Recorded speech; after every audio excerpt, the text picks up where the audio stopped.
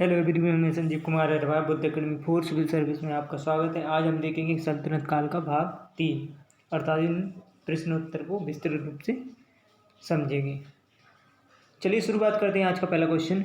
पर वीडियो देखने से पहले चैनल को सब्सक्राइब कर लें और बेल आइकन को प्रेस कर लें, जिससे ऐसी वीडियो आप तक पहुँच सके। चलिए शुरुआत करते हैं। चलिए लेखक और उनकी पुस्तकें देखते हैं। ठीक है, लेखक और उनकी पुस्तकें देखिए, लेखक और उनकी पुस्तकें देखते हैं तो जियाउद्दीन बरनी की पुस्तक देखेंगे। जियाउद्दीन बरनी, ठीक है, तो कौन सी है? देखिए, तारीख़ फिरोज शाही, ज्ञात रखना आपसे। ठीक है, आप पूछे गए तारीख़ फिरोज शाही किसकी पुस्तक है? तो जियाउद्दीन बरनी की। अति महत्वपूर्ण प्रश्न है। ठीक है, हसन निजामी की पुस्तक कौन सी है? हसन निजामी की तो ताजुल मासिर। ठीक है, हसन निजामी की किसकी पुस्तक है? तो ताजुल मासिर। मिनहाज उस सिराज, ठीक है, मिनहाज उस सिराज की पुस्तक कौन सी है? तो तबकात ए नसीरी। ठीक है, तबकात ए नसीरी। ठीक है, याहिया बिन अहमद सरहिंदी की पुस्तक कौन सी है? तो तारीख़ मुबारक शाही। ठीक, तो आपको ये ज्ञात रखना है कौन सी किसकी पुस्तक है। ठीक, तो आपसे पूछ लिया जाएगा। देखिए, तो जियाउद्दीन बरनी की जो पुस्तक है वो तबकात नसीरी। ठीक है, जियाउद्दीन की बरनी की पुस्तक देखिए, तो जियाउद्दीन बरनी की पुस्तक है तो तबकात नसीरी। हसन निजामी की जो पुस्तक है ताजुल मासिर, और मिनहाज उस सिराज की पुस्तक है तबकात नसीरी। अति महत्वपूर्ण प्रश्न है। ठीक है, और याहिया बिन अहमद सरहिंदी की पुस्तक है तारीख़ मुबारक शाही। ठीक है, ज्ञात रखना। चलिए नेक्स्ट क्वेश्चन देखते हैं। देखिए, तौल की सबसे छोटी इकाई कौन है? तो तौल की जो सबसे छोटी इकाई रत्ती। ठीक है, या रत्ती का संस्कृत में। ठीक है, ज्ञात रखना जो तौल की सबसे सल्तनत काल में जो तौल की सबसे छोटी इकाई कौन है? तो रत्ती। ठीक है, या रक्तिका। चलिए नेक्स्ट क्वेश्चन देखते हैं। प्रसिद्ध कवि अमीर खुसरो दरबार में रहे हैं। तो प्रसिद्ध कवि जो अमीर खुसरो दरबार में रहे हैं तो अलाउद्दीन खिलजी। ठीक है, याद रखना आप, अति महत्वपूर्ण प्रश्न है, आपसे पूछा जाएगा जो प्रसिद्ध कवि अमीर खुसरो दरबार में रहे हैं तो अलाउद्दीन खिलजी के। ठीक है, ये क्वेश्चन देखिए कितने एग्जामों में पूछ सका। देखिए, UPPCS 1996, Uttarakhand PSC, MPPSC, SSC. ठीक है, तो अति महत्वपूर्ण प्रश्न है। तो अलाउद्दीन खिलजी के दरबार में रहे हैं। ठीक है, अमीर खुसरो। चलिए नेक्स्ट क्वेश्चन देखते हैं। किसने सल्तनत काल में प्रचलित डाक व्यवस्था का विस्तृत विवरण दिया है?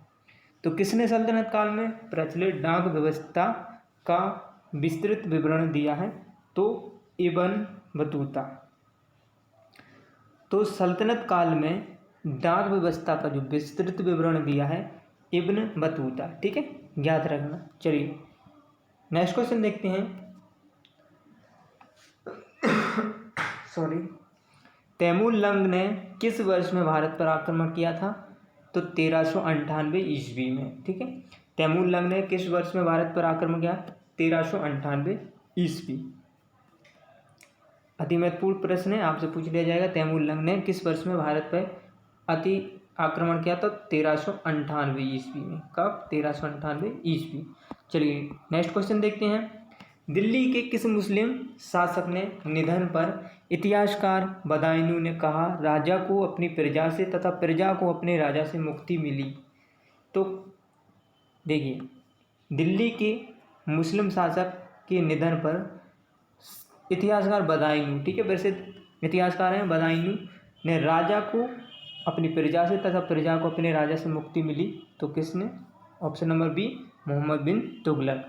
अति महत्वपूर्ण प्रश्न है। ठीक है, यदि आपसे पूछ लिया जाएगा तो ज्ञात रखना। ठीक है, ये क्वेश्चन, ठीक है, PSC, UPPCS, SSC other exam में पूछ सकता है। चलिए नेक्स्ट क्वेश्चन देखते हैं।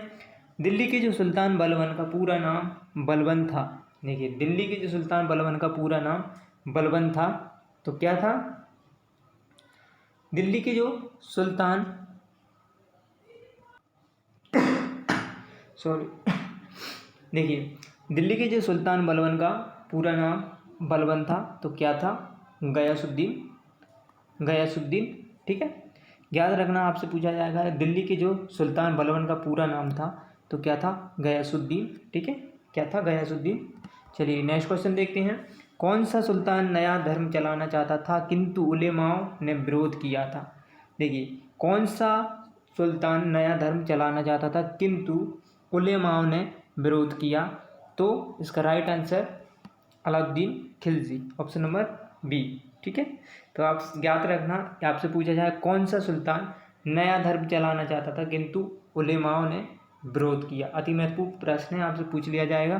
देखिए छत्तीसगढ़ पीएससी ने पूछा हुआ है 2003 में, ठीक है, याद रखना। चलिए नेक्स्ट क्वेश्चन देखते हैं। दिल्ली में कौन सा ऐतिहासिक स्मारक भारतीय तथा फारसी वास्तुकला शैली का उदाहरण है? देखिए, दिल्ली में कौन सा ऐतिहासिक स्मारक भारतीय फारसी वास्तुकला शैली का उदाहरण है? तो हुमायूं का मकबरा, ठीक है, हुमायूं का मकबरा। अति महत्वपूर्ण प्रश्न, याद रखना। दिल्ली में जो कौन सा ऐतिहासिक स्मारक फारसी वास्तुकला, कौन सा फारसी वास्तुकला शैली का उदाहरण है? तो हुमायूं का मकबरा। चलिए नेक्स्ट क्वेश्चन देखते हैं। दिल्ली का सुल्तान जो दान दक्षिणा के बारे में काफ़ी ध्यान रखता था, इसके लिए एक विभाग दीवान खैरात दान विभाग स्थापित किया गया था, वह था? तो देखिए, दिल्ली का सुल्तान जो दान दक्षिणा के बारे में काफ़ी ध्यान रखता था, इसके लिए एक विभाग दीवान खैरात दान विभाग स्थापित किया था, तो फिरोज तुगलक ने, ठीक है। अति महत्वपूर्ण प्रश्न है, आपसे पूछ लिया जाएगा। दीवान खैरात सबसे पहले किस चीज़ से संबंधित है? तो दान विभाग, ठीक है। यह किसने शुरुआत किया था, स्थापित किया था? तो फिरोज तुगलक ने। चलिए नेक्स्ट क्वेश्चन देखते हैं, रिपीट क्वेश्चन। निम्न में से किस संगीत वाद्य को हिंदू मुस्लिम गान वाद्यों का सबसे श्रेष्ठ मिश्रण माना जाता है? तो सितार।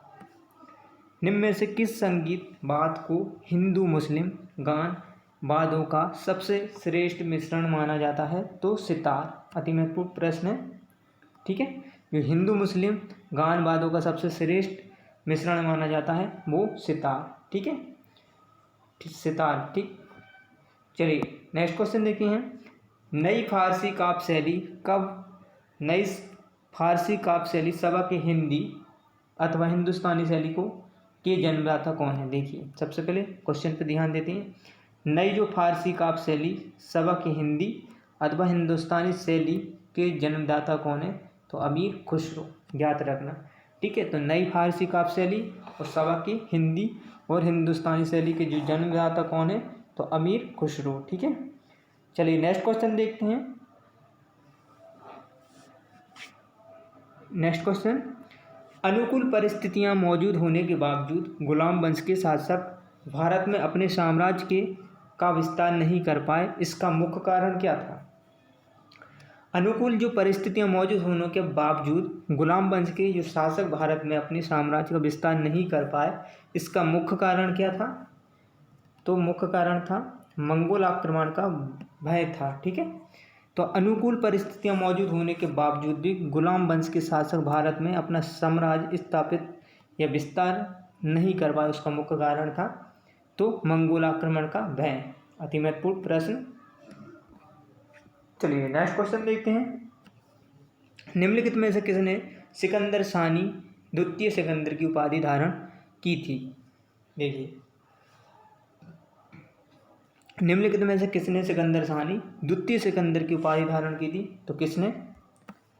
अलाउद्दीन खिलजी। अति महत्वपूर्ण प्रश्न है। तो द्वितीय सिकंदर की जो उपाधि धारण की थी सिकंदर सानी, तो किसने? अलाउद्दीन खिलजी ने, ठीक है। अति महत्वपूर्ण प्रश्न।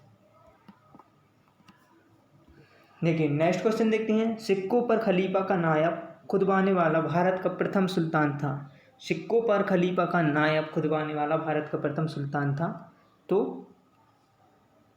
फिरोज शाह तुगलक। जो सिक्कों पर खलीफा नायब खुतबाने वाला भारत का प्रथम सुल्तान था? तो कौन था? फिरोज शाह तुगलक।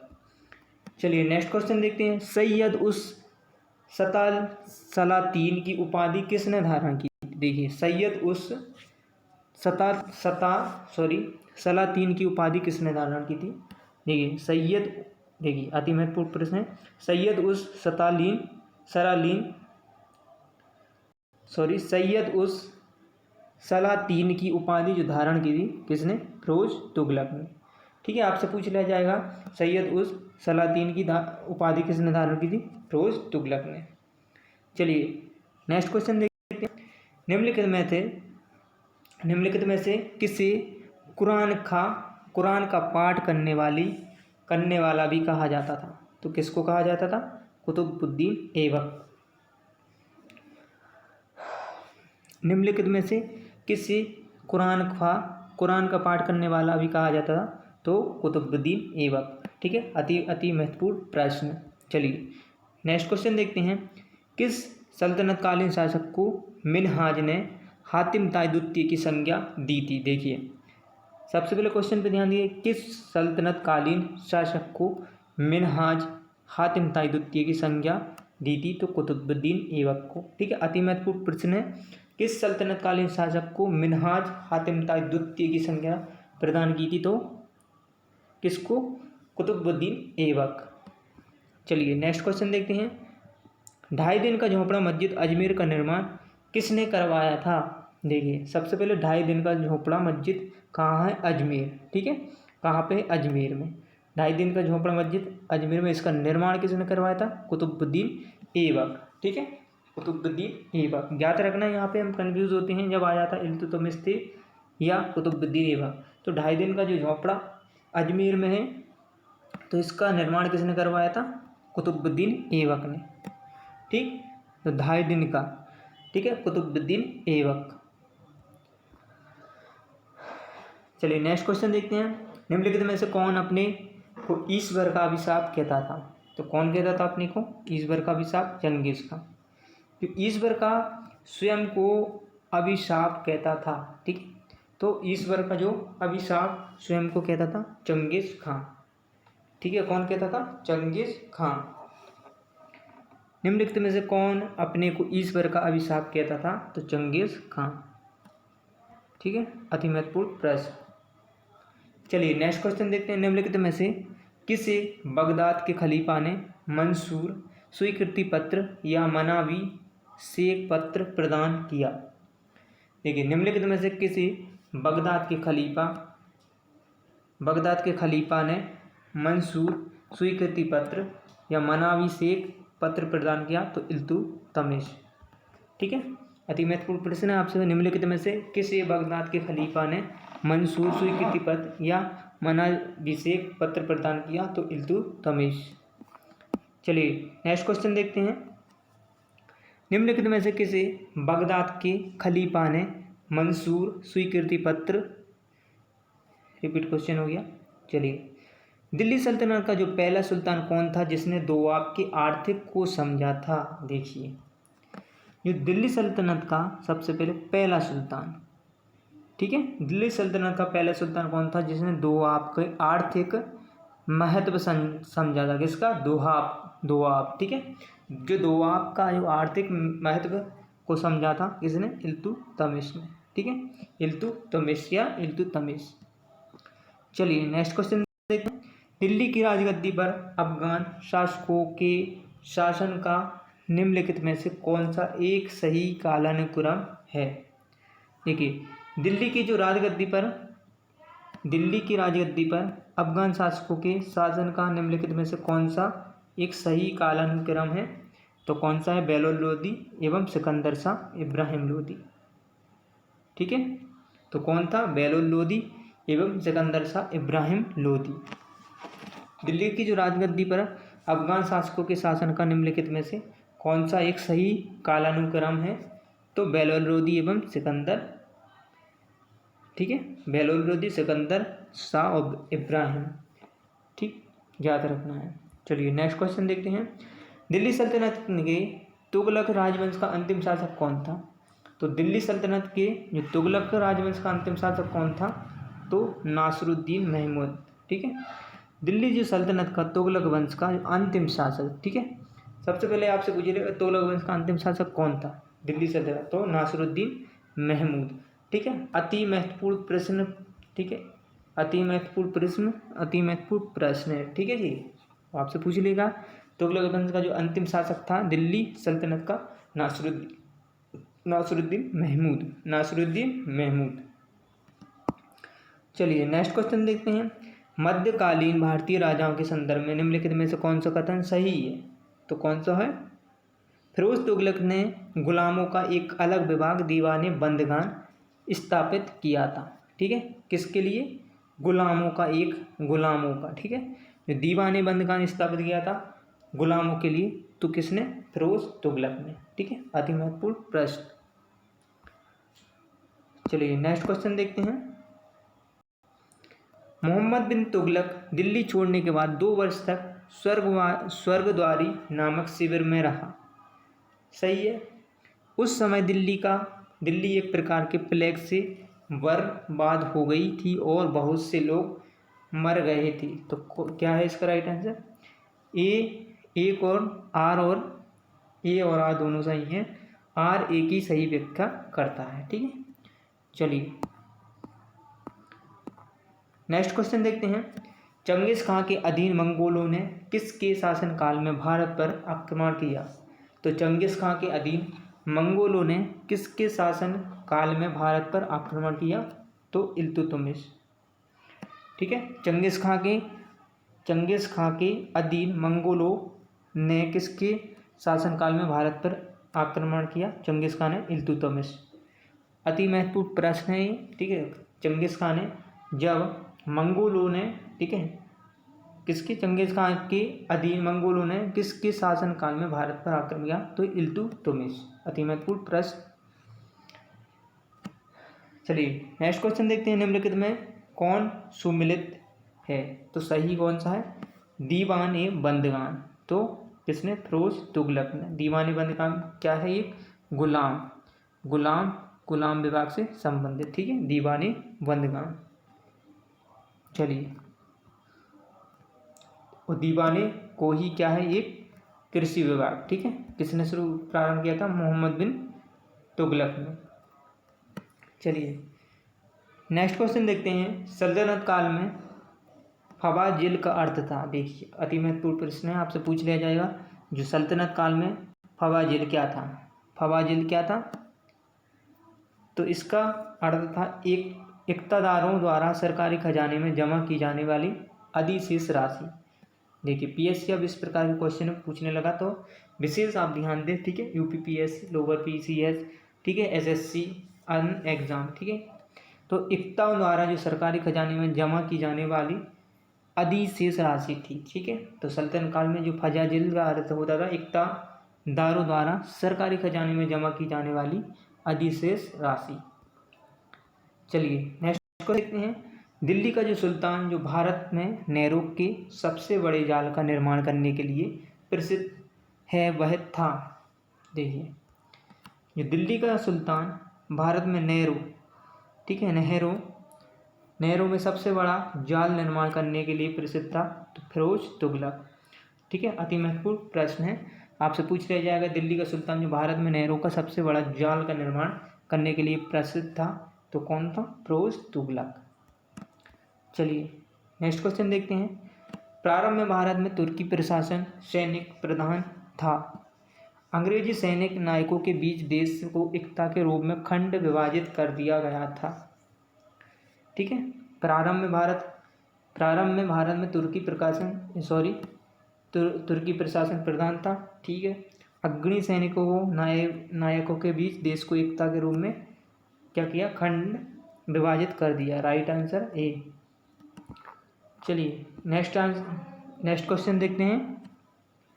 निम्नलिखित में से किसने भारत के सबसे पुराना मकबरा नासिरुद्दीन महमूद, ठीक है, किसका, नासिरुद्दीन महमूद का मकबरा सुल्तानगढ़ी और दिल्ली का निर्माण सुल्तानगढ़ी दिल्ली का निर्माण कराया और मकबरा निर्माण शैली का जन्मदाता कौन कहा जाता? तो इल्तुतमिश को। ठीक है, या इल्तुतमिश। तो निम्नलिखित में से किसने भारत का सबसे पुराना मकबरा नासिरुद्दीन महमूद, ठीक है, नासिरुद्दीन महमूद का मकबरा सुल्तानगढ़ी, ठीक, दिल्ली का निर्माण कराया और मकबरा निर्माण शैली का जन्मदाता किसे कहते हैं? तो इल्तुतमिश को। नेक्स्ट क्वेश्चन देखते हैं। इल्तुतमिश द्वारा बनवाया गया अतारकीन का दरवाजा, ठीक है। तो देखिए सबसे पहले इल्तुतमिश द्वारा बनवाया गया अतारकीन दरवाजा, कौन सा दरवाजा? अतारकीन दरवाजा, जो कि अकबर के बुल दरवाजे का प्रेरणा स्रोत बना स्थित है, ठीक है। तो कौन? अकबर के बुल, ठीक है, दरवाजे जैसे प्रेरणा स्रोत बना स्थित है। तो कहाँ? नागौर, जोधपुर में। याद रखना, इल्तुतमिश द्वारा जो बनाया गया अतारकीन का दरवाजा, जो कि अकबर की बुलंद दरवाजे का प्रेरणा स्रोत बना स्थित है, तो नागौर, जोधपुर में, ठीक। अति महत्वपूर्ण प्रश्न है। चलिए नेक्स्ट क्वेश्चन देखते हैं। किसने 40 तुर्की सरदारों को लेकर तुर्कानी चहलगामी या चालीसा दल का गठन किया था?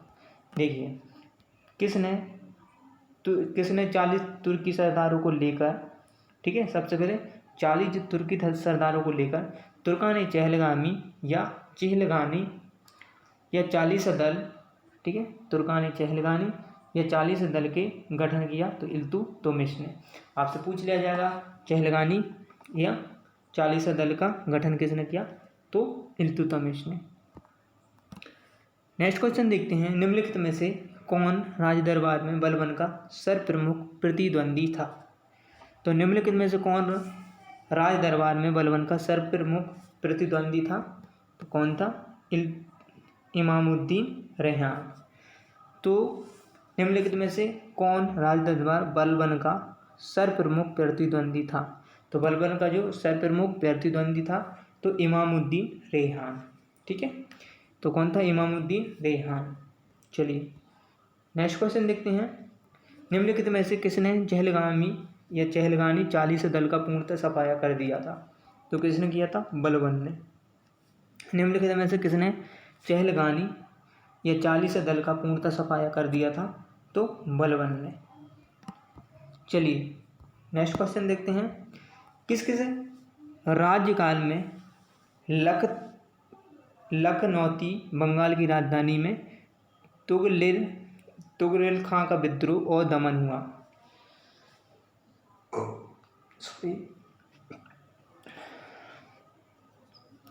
देखिए किसके राज्यकाल में लखनौती बंगाल की राजधानी तुगरिल खां का विद्रोह और दमन हुआ? तो बलबन। याद रखना एक क्वेश्चन है, किसके शासनकाल में लखनौती, ठीक है, लखनौती जो बंगाल की राजधानी में जो तुगरिल खां का विद्रोह और दमन हुआ? तो बलबन। चलिए नेक्स्ट क्वेश्चन देखते हैं। बलबन ने वित्त विभाग, दीवानी वजारत, देखिए सबसे पहले वित्त विभाग को क्या कहते थे? दीवानी वजारत से अलग कर एक पृथक संस्था के रूप में सैन्य विभाग, दीवानी आरिज, ठीक है, या अर्ज। याद रखना, आपसे सैन्य विभाग पूछ ले जा तो सैन्य विभाग क्या था? दीवानी आरिज या अर्ज की स्थापना की, जिसका उद्देश्य था, तो उद्देश्य क्या था? तो आंतरिक विद्रोह का दमन करना था और मंगोल आक्रमण से रोकना था, ठीक है। तो आंतरिक जो विद्रोह का दमन था और मंगोलों के आक्रमण को रोकना, ठीक है। चलिए नेक्स्ट क्वेश्चन देखते हैं। किसने राज दरबार में सिजदा, घुटनों पर बैठकर शीश नवाना एवं पाबोस या पैबोस, पाप को चूमना की परिपाटी चलाई? तो किसने राज दरबार में सिजदा, घुटनों पर, सबसे पहले सिजदा क्या है? ये घुटनों पर बैठकर शीश नवाना एवं पाबोस, पाप को चूमना की परिपाटी चलाई? तो किसने चलाई? ये किसने? बलबन ने, ठीक है। राइट आंसर क्या है? बलबन। अति महत्वपूर्ण प्रश्न है, आपसे पूछ ले जा सिजदा पैबोस प्रथा किसने चलाई है? तो बलबन ने, ठीक है। चलिए नेक्स्ट क्वेश्चन देखते हैं। बलबन ने अपने को कुलीन साबित करने के लिए सेनामा में वर्णित, ठीक है। बलबन ने अपने को कुलीन, देखिए बलबन ने अपने को कुलीन साबित करने के लिए सेनामा में वर्णित किस प्रसिद्ध तुर्की योद्धा का वंशज होने का दावा किया था? तो कौन सा? आफरसियाब, ठीक है, आफरसियाब, ठीक है, अफरसियाब। देखिए बलबन ने जो अपने को कुलीन साबित करने के लिए सेनामा में, ज्ञात रखना, सेनामा में वर्णित किस प्रसिद्ध तुर्की योद्धा के वंशज को होने का दावा किया? तो कौन सा? अफरसियाब, ज्ञात रखना, अति महत्वपूर्ण प्रश्न है, आपसे पूछ देगा अफरसियाब, ठीक है, अफरसियाब।